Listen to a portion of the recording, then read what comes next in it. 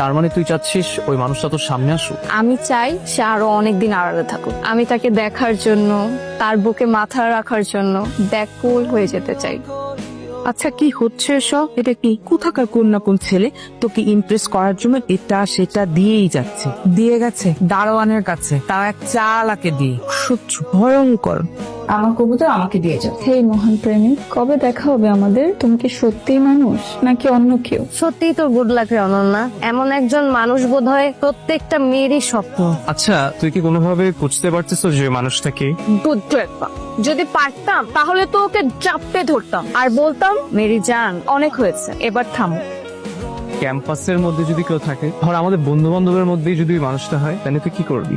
অসম্ভব। যদি সেম ইয়ারের হয় তাহলে তো আমি কোনোভাবেই মেনে নিব না, আর যদি জুনিয়র হয় তাহলে থাপড়া হবে, আর যদি সিনিয়র কেউ হয় তাহলে ভেবে দেখবো।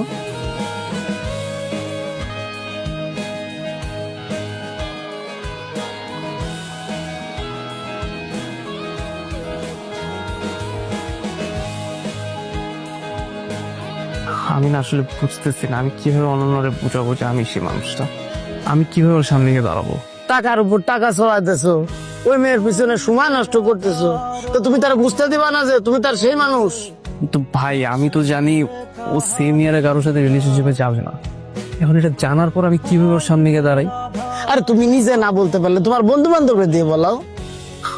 কিন্তু ভাই, আমি যে অনন্যরে পছন্দ করি এটা তো ওর বন্ধু বান্ধব কেউ জানে না, আমি কাউকে বুঝতে দিই নাই। আরে মিয়া, তুমি অন্য কারো বুঝতে না দিলে অন্তত যারে তুমি পছন্দ করো তার তো তোমার বোঝাইতে হবে না?